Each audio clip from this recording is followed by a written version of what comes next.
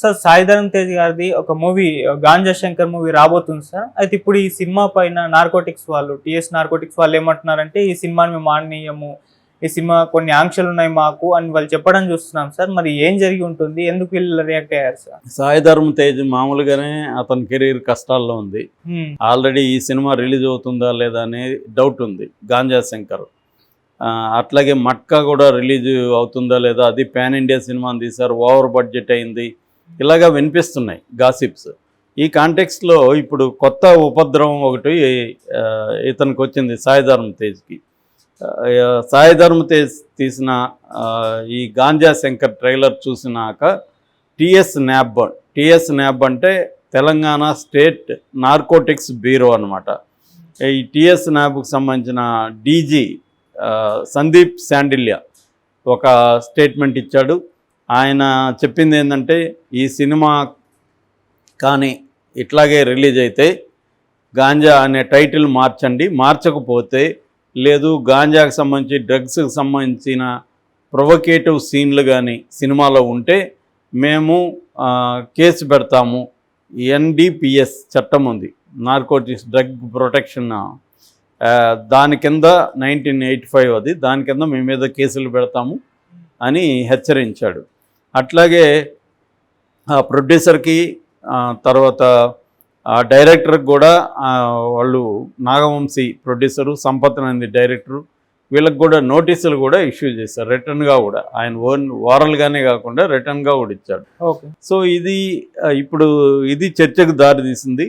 అసలు ఇలా ఇవ్వడం కరెక్టా, ఇంకా సెన్సార్ ఎందుకుంది, పోలీసులే ప్రతి సినిమాని వీళ్ళే ఏది ఆడాలో ఏది ఆడకూడదు, ఏది తీయాలో ఏది తీయకూడదు వీళ్ళు డిసైడ్ చేస్తే ఇంక సెన్సార్ బోర్డు ఎందుకుంది, ఓన్లీ సినిమా వల్లనే డ్రగ్స్ వాడుతున్నారా, సినిమాలు తీయడం మానేస్తే డ్రగ్స్ వాడరా, ఇలాగా రకరకాలుగా విమర్శలు వస్తున్నాయి. రెండోది బాలీవుడ్లో నుంచి సినిమాలు విపరీతంగా వస్తున్నాయి.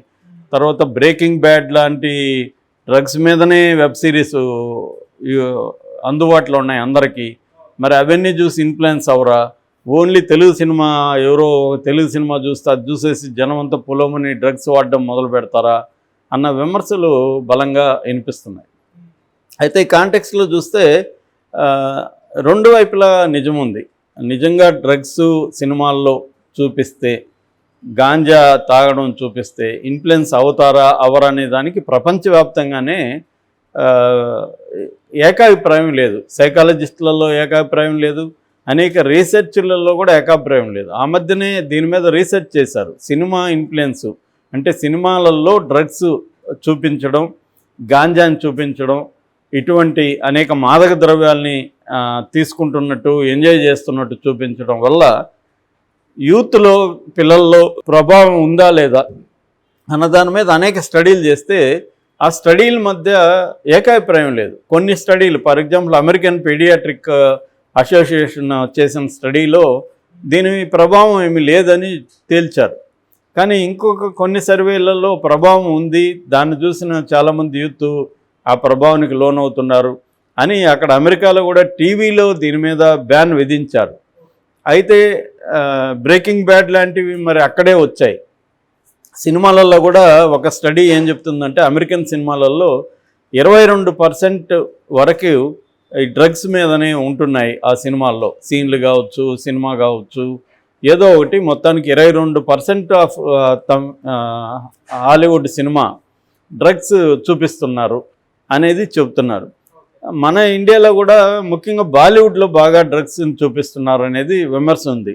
ఉడతా పంజాబ్ లాంటి సినిమాలు వచ్చాయి. సో బాలీవుడ్లో కూడా డ్రగ్స్ వాడకం మీద ఎక్కువ చూపిస్తున్నారు. వాటిని వీళ్ళు పోలీసులు పట్టించుకోవట్లేదు, తెలుగు సినిమానే పట్టించుకుంటున్నారు.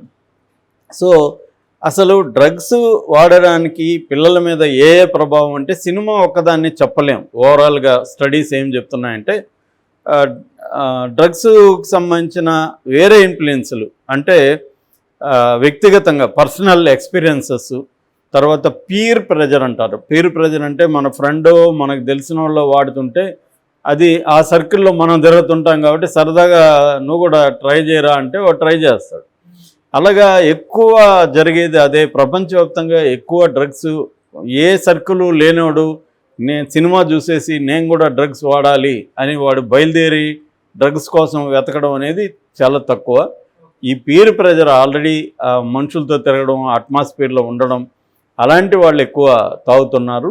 అసలు ఏ రకమైన ఇంట్రెస్ట్ లేనివాడు, ఏ రకమైన సర్కిల్ లేనివాడు ఒక సినిమాలో గాంజా శంకర్ అనే సినిమా రిలీజ్ అయితే ఇదేదో బాగుందిరా మనం కూడా గాంజా తాగాలి అనుకునే వాళ్ళ సంఖ్య వెరీ వెరీ లెస్ ఉంటుంది అనేది ఎక్కువ మంది చెప్తున్నారు. అట్లాగే ఫ్యామిలీ హిస్టరీస్ కూడా దీని మీద పనిచేస్తాయి. ఆ ఫ్యామిలీలో సిగరెట్లు తాగేవాళ్ళు కానీ వాళ్ళు చిన్నప్పటి నుంచి చూస్తుంటే అది మనం కూడా తాగుదాము అనిపించే అవకాశం వాళ్ళకు ఉంటుంది. సో ఇటువంటి ఇన్ఫ్లుయెన్స్ ఉంటుంది. సినిమా ఇన్ఫ్లుయెన్స్ కూడా ఎంతో కొంత ఉంటుంది, కానీ అదే మేజర్ ఇన్ఫ్లుయెన్స్ కాదనేది ఇప్పటివరకు అన్ని స్టడీస్ చెప్పాయి. మామూలుగా స్లవోయ్ జిజెక్ లాంటి ఫిలాసఫర్లు, తర్వాత పాపులర్ కల్చర్ థియరిస్టులు చెబుతున్నది ఏంటంటే, ఆయన ఏమంటాడంటే, ఒక డాక్యుమెంటరీ ఆయన 2 డాక్యుమెంటరీలు తీశాడు సినిమా మీద. ఆయన దాదాపు ఇంపార్టెంట్ ఒక 40-50 సినిమాలు తీసుకొని అనలైజ్ చేశాడు, సైకో అనాలిసిస్ని అప్లై చేసి. ఆయన ఏం చెప్తాడంటే, సినిమా అనేది హౌ టు డిజైర్ అనే దాన్ని నేర్పిస్తుంది.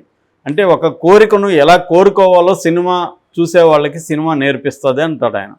సో ఆ రకంగా సినిమా ఇన్ఫ్లుయెన్స్ చేస్తుంది. అంటే మనం ఇలా ఈ స్టైల్లో సిగరెట్ తాగాలి, అందుకనే షారుఖ్ ఖాన్ లాంటి వాళ్ళు సినిమాలో నేను సిగరెట్ తాగనని ప్రకటించారు.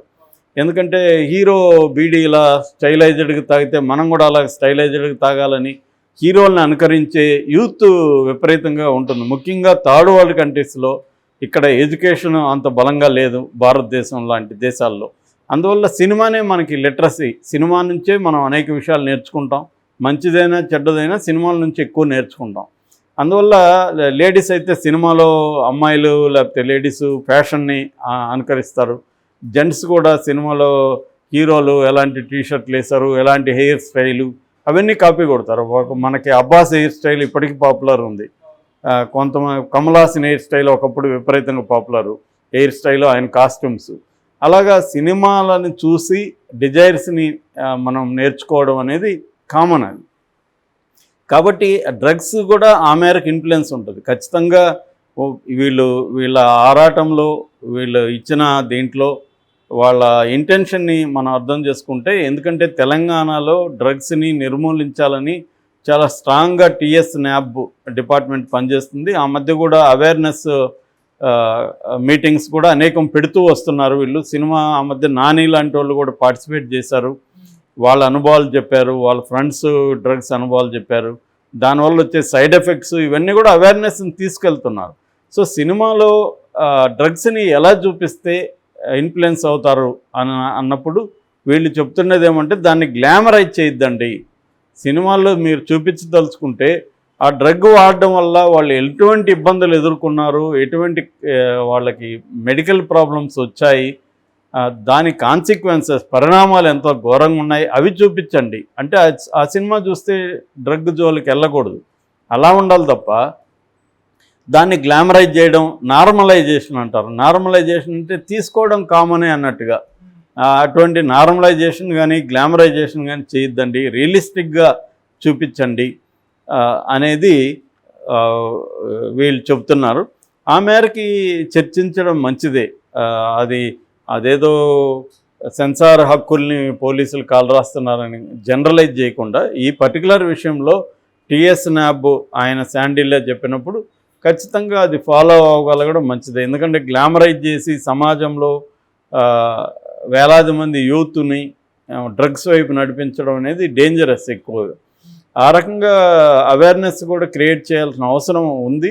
సో మరి వీళ్ళు ఏం చేస్తారని చూడాలి. అంటే వీళ్ళు విత్డ్రా చేసుకుంటారా, ఈ సినిమాలో వాళ్ళు ఎలా తీసారో మనకైతే తెలియదు.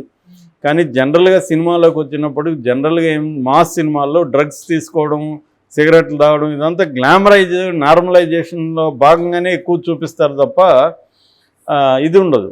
సో ఇప్పుడు ఒక టెన్షన్గా ఉన్నాడు, అతను సిగరెట్ తాగుతున్నాడంటే ఓకే, ఆ సీన్లో అతనికి టెన్షన్ ఉంది, ఆ సీన్లో ఇబ్బంది పడుతున్నాడు అనేది ఓకే.